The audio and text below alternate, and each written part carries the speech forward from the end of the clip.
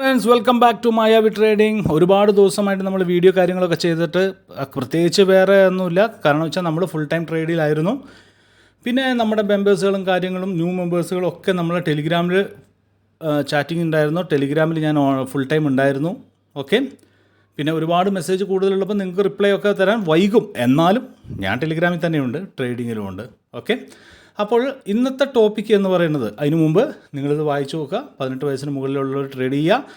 Trading എന്ന് പറയുന്നത് വളരെ റിസ്ക് ആയിട്ടുള്ള കാര്യങ്ങളൊക്കെയാണ്. അതിൻ്റെ ഭവിഷ്യത്തുകളും കാര്യങ്ങളൊക്കെ ഇവിടെ കറക്റ്റായിട്ട് മെൻഷൻ ചെയ്തിട്ടുണ്ട്. ഒന്ന് വായിച്ച് നോക്കണേ. ഓക്കെ, അപ്പോൾ നമ്മൾ ഇന്നത്തെ ടോപ്പിക് എന്ന് പറഞ്ഞു കഴിഞ്ഞാൽ കോട്ടക്സിൻ്റെ അക്കൗണ്ട് ബ്ലോക്ക് ആവുന്നു, അല്ലെങ്കിൽ കോട്ടക്സിൻ്റെ അക്കൗണ്ട് എന്ത് പറയുന്നു, ഇന്നലെ വരെ ഞാൻ വർക്ക് ചെയ്തതാണ്, അല്ലെങ്കിൽ ഇന്നലെ വരെ ഞാൻ റൺ ചെയ്തിരുന്നതാണ്, പെട്ടെന്ന് അക്കൗണ്ട് ഡിസേബിളായിട്ട് കാണുന്നു. എന്തുകൊണ്ട് പറ്റുന്നു, അല്ലെങ്കിൽ എനിക്ക് അക്കൗണ്ട് ക്രിയേറ്റ് ചെയ്യാൻ സാധിക്കുന്നില്ല. ഇങ്ങനെയുള്ള ക്വയറികൾ അല്ലെങ്കിൽ ഇങ്ങനെയുള്ള ക്വസ്റ്റ്യൻസുകളൊക്കെ നമുക്ക് വരാൻ തുടങ്ങിയതോടുകൂടി ഞാൻ ഇതിനെക്കുറിച്ചൊരു വീഡിയോ ഇടാമെന്ന് വെച്ചു. ഓക്കെ, ഇതിനെക്കുറിച്ച് ചോദിച്ചവർക്കൊക്കെ ഞാൻ അതിൻ്റേതായിട്ടുള്ള കറക്റ്റായിട്ടുള്ള റിപ്ലൈ കൊടുത്തിട്ടുണ്ട്. They are satisfied. എന്നാലും ഇനി വരാനിരിക്കുന്ന, ഇനി പുതിയതായിട്ട് ക്രിയേറ്റ് ചെയ്യാൻ പോകുന്ന, അല്ലെങ്കിൽ ഇനി പുതിയതായിട്ട് നമ്മുടെ കോട്ടക്സ് അല്ലെങ്കിൽ നമ്മുടെ ഫാമിലി, നമ്മുടെ VIP ഫാമിലിയിലേക്ക്, നമ്മുടെ ഫാമിലിയിലേക്ക് അംഗമാകുന്ന ആൾക്കാർ, അല്ലെങ്കിൽ നിങ്ങൾ ഏതെങ്കിലും ഒരു ഗ്രൂപ്പിലേക്ക് പോകുന്ന ആൾക്കാരായിരിക്കും, എവിടെയായാലും ശരി, അല്ലെങ്കിൽ നിങ്ങൾ സ്വന്തമായിട്ട് ട്രേഡ് ചെയ്യുന്നവരാണ് ശരി, കോട്ടക്സിൻ്റെ എന്തുകൊണ്ട് ഇങ്ങനെ സംഭവിക്കുന്നു എന്നതിൻ്റെ ഒരു ചെറിയൊരു വിശദീകരണം ഞാൻ നിങ്ങൾക്ക് തരാം. ഓക്കെ, അതിനു മുമ്പ് നമ്മളൊരു അക്കൗണ്ട് ക്രിയേറ്റ് ചെയ്യുമ്പോൾ, ഒരു അക്കൗണ്ട് ക്രിയേറ്റ് ചെയ്യാൻ നമ്മൾ പോകുന്ന സമയത്ത് നമുക്ക് ഇതേപോലൊരു ഇൻ്റർഫേസസ് ആയിരിക്കും കിട്ടുക, അല്ലേ? ഇവിടെ നമ്മൾ എന്താ പറയുക, നമ്മുടെ പേരടിക്കുന്നു, നമ്മുടെ ലാസ്റ്റ് നെയിം അടിക്കുന്നു, ഡേറ്റ് ഓഫ് ബർത്ത് അടിക്കുന്നു, ആധാർ നമ്പർ അടിക്കുന്നു, Gmail ID അടിക്കുന്നു, എല്ലാം നമ്മൾ നമ്മുടെ അഡ്രസ്സ് കാര്യങ്ങളെല്ലാം നമ്മൾ ചെയ്യുന്നു. ഓക്കെ, ഈ അക്കൗണ്ട് ഒരു ചിലപ്പോൾ വെരിഫൈ ആവാം, അല്ലെങ്കിൽ അൺവെരിഫൈ ആവാം. ഓക്കെ, അപ്പോൾ എന്തുകൊണ്ടാണ് നമുക്ക് ഒരു അക്കൗണ്ട് വെരിഫൈ ആവാത്തതിൻ്റെ ഏറ്റവും ഫസ്റ്റത്തെ ബേസിക് കാര്യങ്ങൾ ഞാൻ പറഞ്ഞുതരാം. ഇതിൽ കൊടുത്തിരിക്കുന്ന എല്ലാ ഡീറ്റെയിൽസും നിങ്ങളുടെ ആധാർ കാർഡിന് ബേസ് ചെയ്തുള്ളതായിരിക്കണം. മനസ്സിലാവുന്നുണ്ടോ? ഇവിടെ കാണിച്ചു തരാം. ആധാർ കാർഡിനെ ബേസ് ചെയ്തിരിക്കുക. ആധാർ കാർഡിൽ എങ്ങനെയാണോ നിങ്ങളുടെ പേര്, എങ്ങനെയാണോ നിങ്ങളുടെ സ്പെല്ലിങ്, എവിടെയുണ്ടോ സ്പേസ്, അതുപോലെ തന്നെ ആയിരിക്കണം നിങ്ങൾ എന്ത് ചെയ്യേണ്ടത്, ഇവിടെ നിങ്ങൾ ടൈപ്പ് ചെയ്യേണ്ടത്. ലാസ്റ്റ് നെയിമിൽ നിങ്ങൾ ഫസ്റ്റ് നെയിം കൊടുക്കണം. ഇപ്പം നിങ്ങളുടെ പേര് അബി എന്നാണെങ്കിൽ അബി, ഓക്കെ, അബി എന്നാണെങ്കിൽ ABY അബി എന്ന് എഴുതുക. അവിടെ ലാസ്റ്റ് നെയിം എന്താ വെച്ചാൽ ലാസ്റ്റ് നെയിം ഇവിടെ എഴുതുക. ഓക്കെ, ഡേറ്റ് ഓഫ് ബർത്ത് എന്ന് പറഞ്ഞാൽ ഒരുപാട് പേർക്ക് ചിലപ്പോൾ ഫേസ്ബുക്കിൽ ഡേറ്റ് ഓഫ് ബർത്ത് ഉണ്ടാവും, അല്ലേ? അങ്ങനെയല്ലേ, ഫേസ്ബുക്കിൽ ഡേറ്റ് ഓഫ് ബർത്ത് ഉണ്ടാവും, അവിടെ ഡേറ്റ് ഓഫ് ബർത്ത് ഉണ്ടാവും, സ്കൂളിൽ ചേർത്തുന്നതിൻ്റെ ഡേറ്റ് ഓഫ് ബർത്ത് ഉണ്ടാവും, ഒക്കെ ഉണ്ടാവും. പല ഡേറ്റ് ഓഫ് ബർത്തും കാര്യങ്ങളുണ്ടാവും. നിങ്ങളതൊന്നും നോക്കാതെ ആധാർ കാർഡിൽ എന്താണോ നിങ്ങളുടെ ഡേറ്റ് ഓഫ് ബർത്ത് കൊടുത്തേക്കണേ, അവിടെ ആധാർ കാർഡിൽ എന്താണോ, ഞാനിതൊക്കെ ഒന്ന് മറച്ചു വെച്ചേക്കണം അതുകൊണ്ട് കേട്ടോ. ആധാർ കാർഡിൽ നിങ്ങൾ എന്ത് ഡേറ്റ് ഓഫ് ബർത്ത് കൊടുത്തു അതേ ഇവിടെ വാല്യൂ ഉള്ളൂ.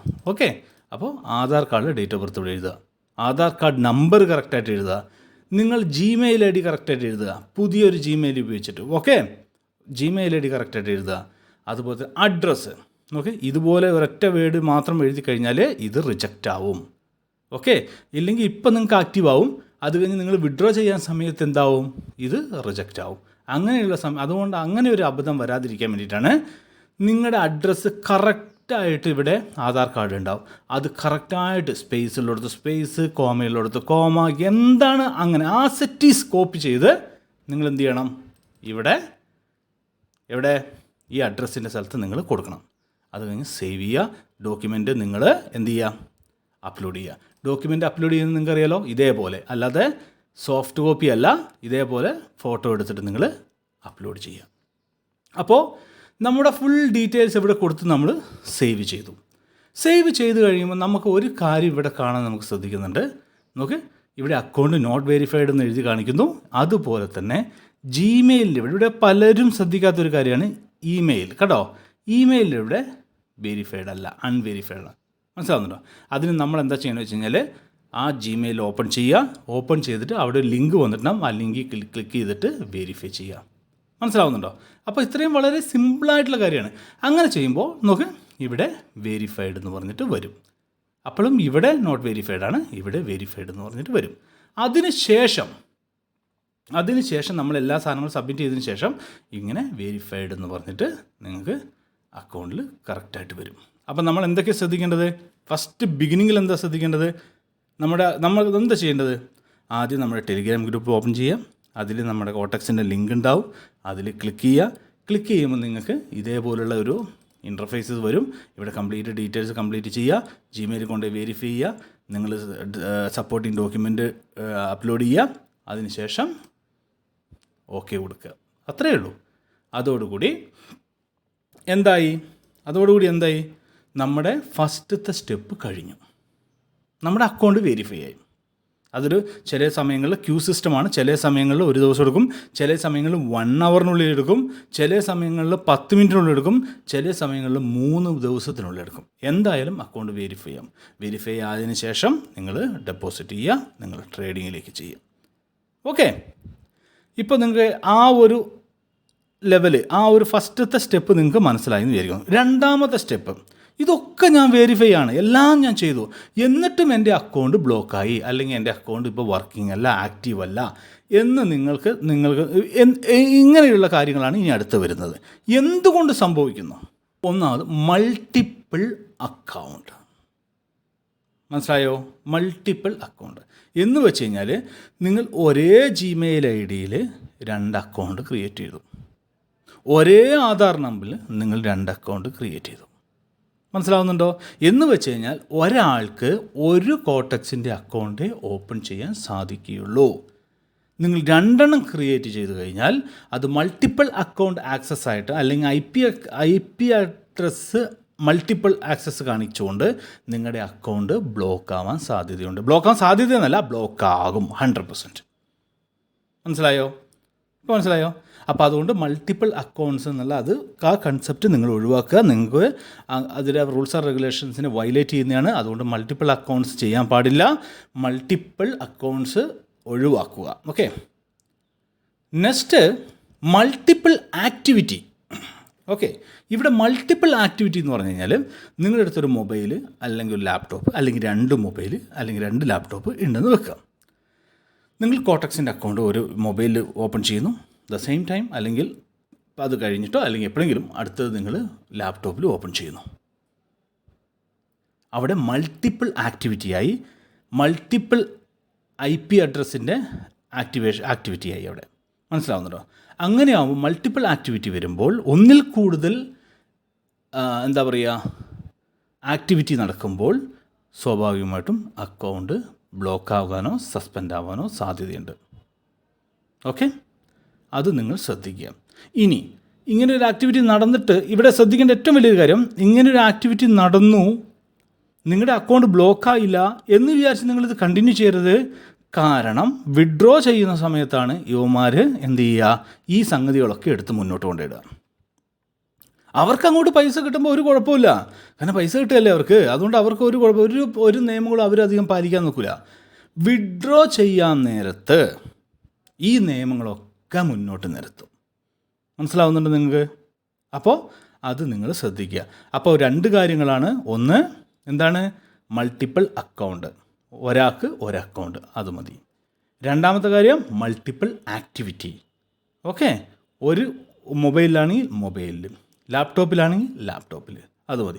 ഇനി നിങ്ങൾ മൊബൈൽ ഉപയോഗിക്കുന്നൊരു വ്യക്തി, എനിക്ക് നാളെ ലാപ്ടോപ്പിൽ ഉപയോഗിക്കണം എന്ന് വെച്ച് കഴിഞ്ഞാൽ ഒരു കുഴപ്പമില്ല.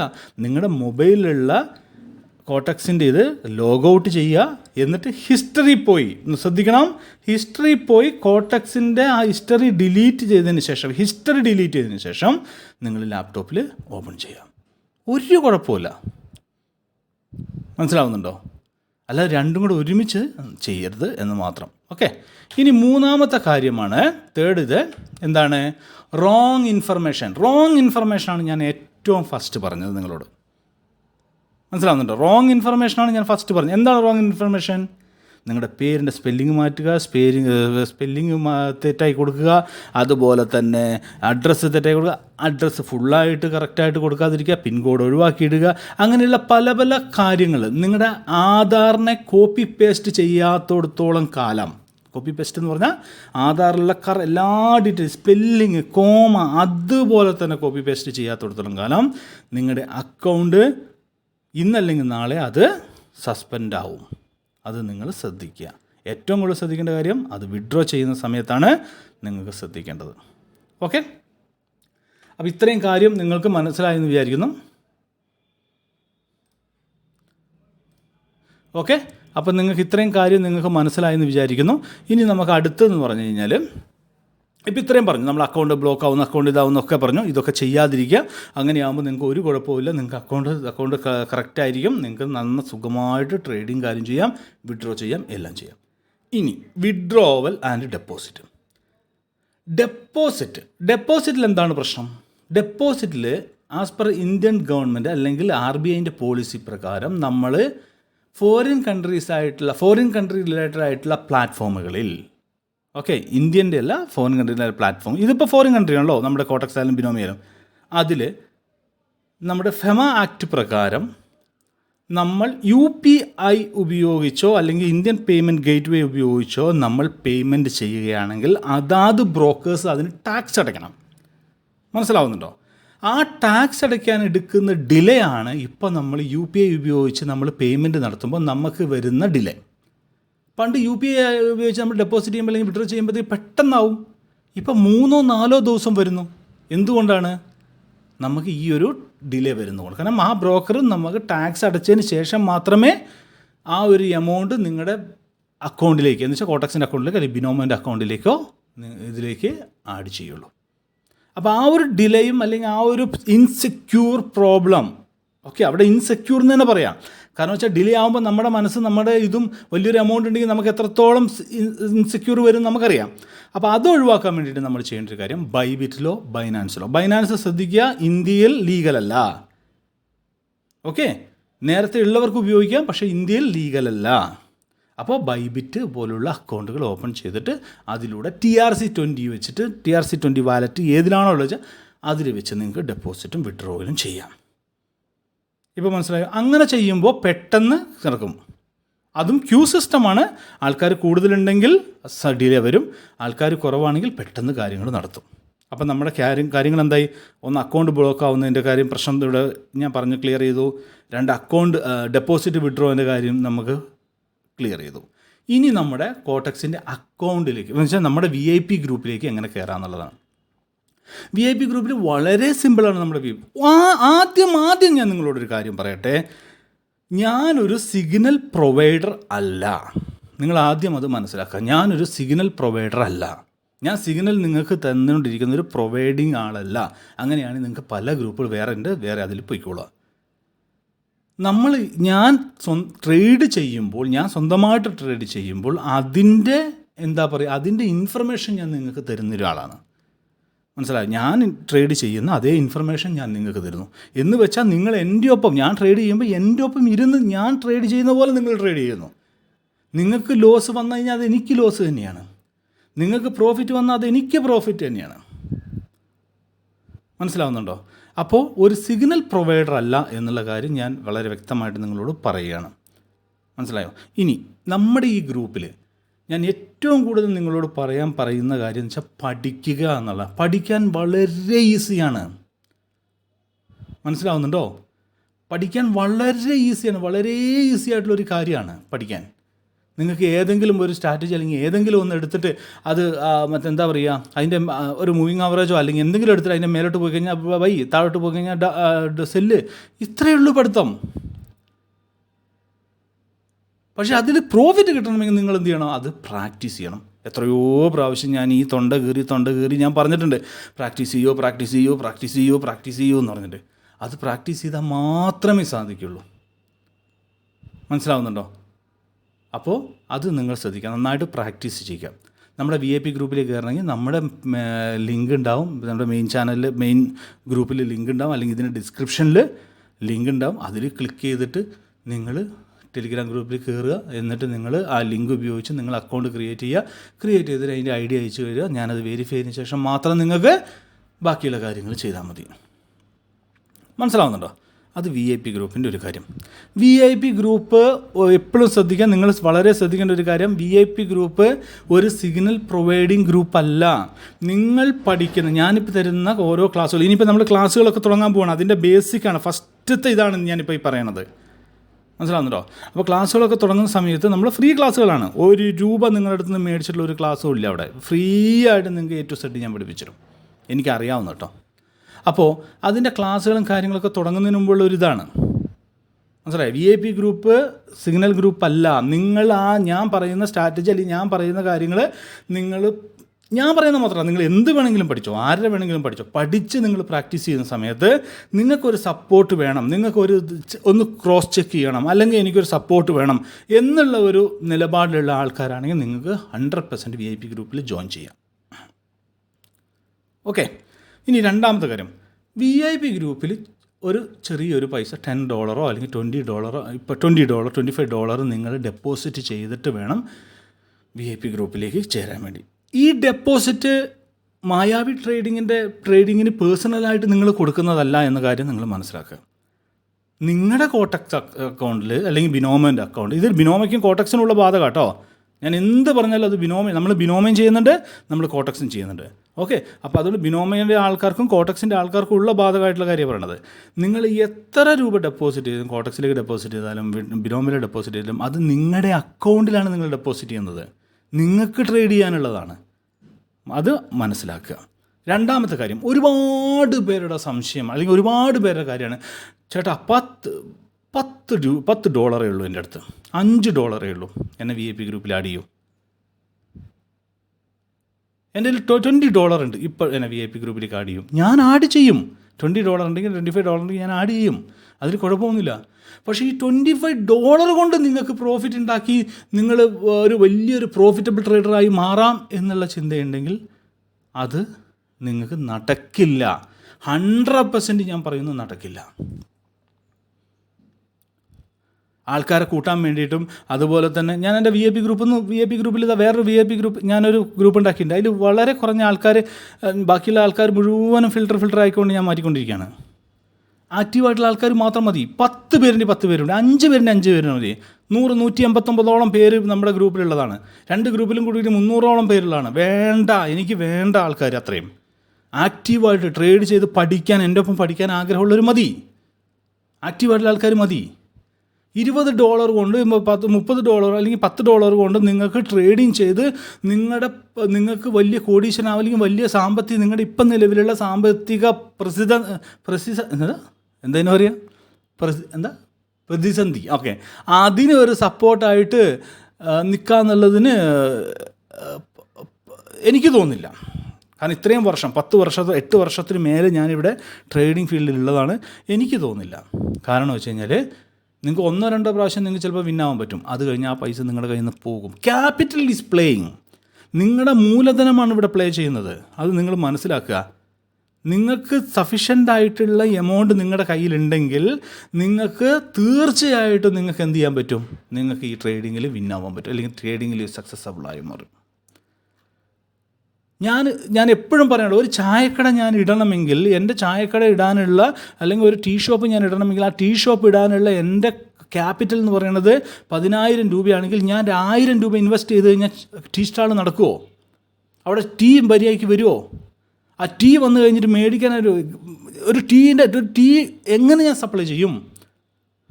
1,000 രൂപയ്ക്ക് ഞാൻ എന്ത് ചെയ്യാൻ പറ്റും? മനസ്സിലാവുന്നുണ്ടോ? ഞാനൊരു പാത്രം മാത്രം മേടിച്ച് വെക്കാൻ പറ്റുമോ 1,000 രൂപയ്ക്ക്? ആ പാത്രം മാത്രം മേടിച്ച് വെച്ചിട്ട് അവിടെ ടീ ഷോപ്പ് ഉണ്ടാക്കാൻ പറ്റുമോ? അപ്പോൾ ഓരോന്നിനും ഓരോതായിട്ടുള്ള ക്യാപിറ്റൽ റിക്വയർമെൻ്റാണ്. എന്ന് വിചാരിച്ചിട്ട് എല്ലാവരും പൈസക്കാരനാവണമെന്നില്ലല്ലോ, എല്ലാവരും അടുത്തും എടുക്കാനുണ്ടാവണമെന്നില്ല, അല്ലേ? എല്ലാവരും അടുത്ത് എടുക്കാനുണ്ടാവണമെന്നില്ല, എല്ലാവരും പൈസക്കാരാവുന്നല്ല. അപ്പോൾ അവരവരുടെ ക്യാപിറ്റലിൻ്റെ ഇതിനനുസരിച്ച് 1% നിങ്ങളുടെ ക്യാപിറ്റൽ എത്ര ആയിക്കോട്ടെ 1% മാത്രം ഇൻവെസ്റ്റ് ചെയ്ത് നിങ്ങൾ ഫസ്റ്റത്തെ ട്രേഡ്, നിങ്ങൾ ഓരോ ട്രേഡ് എടുക്കുമ്പോഴും നിങ്ങളുടെ ക്യാപിറ്റലിൻ്റെ 1% മാത്രം ഇട്ട് നിങ്ങൾ ട്രേഡ് എടുക്കുക. അങ്ങനെയാവുമ്പോൾ നിങ്ങൾക്കൊരു 1,000 രൂപ ഇട്ട് ട്രേഡ് ചെയ്യണമെങ്കിൽ നിങ്ങളുടെ ക്യാപിറ്റൽ എത്ര വേണമെന്നുള്ളത് നിങ്ങൾ ചിന്തിച്ചാൽ മതി. This is the safest way. Trade ചെയ്യാനുള്ള ഏറ്റവും സേഫസ്റ്റ് വേ ആണത്. നിങ്ങളുടെ ക്യാപിറ്റലിൻ്റെ 1%. എല്ലാവരും പറയും 5,000 ഉണ്ടോ, 3,000 ഇട്ടോളൂ, ഡബിൾ ഇട്ടോളൂ, ഫുൾ എമൗണ്ട് ഇട്ടോളൂ, ഹാഫ് എമൗണ്ട് ഇട്ടോളൂ. എന്നിട്ടോ അക്കൗണ്ട് 0 ആകുമ്പോൾ ആരും ഉണ്ടാവില്ല. അല്ലെങ്കിൽ 80 രൂപയ്ക്ക് ട്രേഡ് എടുക്കാൻ പറയും. എന്നിട്ട് എടുക്കുന്നതോ 800 രൂപയ്ക്കായിരിക്കും. എന്നിട്ട് പറയും, അയ്യോ ബ്രോ ഞാൻ ഗ്രീഡി ആയിപ്പോയി, അതുകൊണ്ടാണ് ബ്രോ ഞാനല്ലേ പറഞ്ഞത് 80 രൂപയ്ക്ക് ട്രേഡ് എടുത്താൽ മതി ബ്രോ. ആ മനസ്സിലായോ? ഇങ്ങനെയുള്ള കാര്യങ്ങളൊക്കെ നിങ്ങൾ ഒഴിവാക്കുക. അപ്പോൾ ഇത്രയുള്ള കാര്യങ്ങളൊക്കെ നിങ്ങൾ ആദ്യം മൈൻഡിൽ ചിന്തിക്കേണ്ട കാര്യം, capital is playing your future. അത് മാത്രം. ട്രേഡിങ്ങിൽ ക്യാപിറ്റൽ ഇല്ലാതെ, പൈസ ഇല്ലാതെ വന്നാൽ നിങ്ങളുടെ കയ്യിലുള്ള പൈസ പോലും പോകും. ഇത് ഒരു യൂട്യൂബർമാരും ഒരാളും നിങ്ങളോട് പറയില്ല. $10 ആ $10 കിട്ടട്ടെ എന്ന് വിചാരിച്ചുകൊണ്ടിരിക്കുന്ന ആൾക്കാരാണ്. ഞാൻ ആരെയും മോശം പറയുന്നില്ല, ഇൻക്ലൂഡിങ് മീ ഓൾസോ. എനിക്ക് വേണമെങ്കിൽ എനിക്ക് അങ്ങനെ പറയാം, നിങ്ങളെല്ലാവരും ചേർന്നോളൂ എന്ന് പറഞ്ഞിട്ട് എനിക്കും പറയാം. എന്നിട്ട് ആൾക്കാരെ മുമ്പിൽ വെച്ച് വലിയ ഷോകൾ കാണിക്കാം. VIP മെമ്പേഴ്സിൽ ഒരുപാട് ആൾക്കാരൊക്കെ, ഞാനിപ്പോൾ എൻ്റെ VIP മെമ്പേഴ്സിലെ ആൾക്കാരെ മുഴുവനും ഇത് ആക്റ്റീവ് അല്ലാത്ത മുഴുവൻ റിമൂവ് ചെയ്തുകൊണ്ടിരിക്കുകയാണ്. എനിക്ക് ആരെയും ഷോ കാണിക്കേണ്ട ആവശ്യമില്ല. ഒന്നാമത് ടൈമില്ല സ്വന്തം ട്രേഡ് ചെയ്യാൻ വേണ്ടിയിട്ട്. പഠിക്ക്. ഓക്കെ, അപ്പോൾ ഇത്രയേ ഉള്ളൂ. ആരെയും ഹേർട്ട് ചെയ്യാൻ വേണ്ടി പറയുന്നതല്ല, ആരെയും ഇതാക്കാൻ വേണ്ടി പറയുകയല്ല. ആരും നിങ്ങൾ ശ്രദ്ധിക്കേണ്ട ഒരു കാര്യം എന്ന് വെച്ച് കഴിഞ്ഞാൽ, ട്രേഡിങ്ങിലേക്ക് വരുമ്പോൾ ഇതാണ് പ്രശ്നം. ട്രേഡിങ്ങിലേക്ക് വരുമ്പോൾ ഇവിടെ ഏറ്റവും വലിയൊരു കുഴിയാണ് നിങ്ങളുടെ മുമ്പിൽ. വലിയൊരു എന്താ പറയുക, ബ്ലാക്ക് ഹോൾ എന്ന് പറയില്ല നമ്മൾ, മാഗ്നറ്റിക്, ആ ഒരു സംഗതിയാണ് ഇവിടെ ഉള്ളത്. ഇതിൻ്റെ അടുത്തേക്ക് വന്നാൽ മതി, പിന്നെ നിങ്ങളെ വിടൂല. പിന്നെ എത്ര പൈസ പോയാലും നിങ്ങളുടെ മൈൻഡിലുണ്ടല്ലോ, അടുത്ത പൈസ ഉണ്ടാക്കുന്നു വിടുന്നു, അടുത്ത പൈസ ഉണ്ടാക്കുന്നു ട്രേഡ് ചെയ്യുന്നു, അടുത്ത പൈസ ഉണ്ടാക്കുന്നു ട്രേഡ് ചെയ്യുന്നു. എന്തുകൊണ്ടാണ്? ആ ഒരു അഡിഷൻ വന്നു പോകൂടെ. അതാണ് ട്രേഡിങ്. മനസ്സിലാക്കുക. നിങ്ങളുടെ അടുത്ത് ചെറിയ പൈസയുണ്ട്, നിങ്ങളുടെ അടുത്ത് ഇതുണ്ടെങ്കിൽ നിങ്ങളെ എന്താ പറയുക, നിങ്ങളുടെ പൈസയെ കൊന്ന് കൊല വിളിക്കും. മനസ്സിലാവുന്നുണ്ടോ? ഞാൻ എല്ലാവരെയും അല്ല പറഞ്ഞത്, 100-ൽ 99 പേർക്കും അവസ്ഥ ഇതാണ്. ഒരാൾ അത് ഞാൻ ലക്കിൽ എന്നേ പറയുള്ളൂ, അവിടെ വേറെ ഒന്നുമില്ല. ഒരാൾ ഒരു ലക്കിൽ അതിൽ നടക്കും. മനസ്സിലാവുന്നുണ്ടോ? അപ്പോൾ ആ ലക്കും വേണ്ട നമുക്ക്, ആ ഇതും വേണ്ടെങ്കിൽ എന്ത് ചെയ്യണം? നമ്മൾ നമ്മുടേതായിട്ടുള്ള ഗ്രോത്ത് വരണമെങ്കിൽ എന്ത് ചെയ്യണം? നമ്മൾ നന്നായിട്ട് പഠിക്കണം. അങ്ങനെ നന്നായിട്ട് പഠിച്ച്, നന്നായിട്ട് പ്രാക്ടീസ് ചെയ്ത്, നന്നായിട്ട് ഇതാവുമ്പോൾ എവിടെ പഠിക്കണം? ഡെമോ കൂടി പഠിച്ചു പോവോ.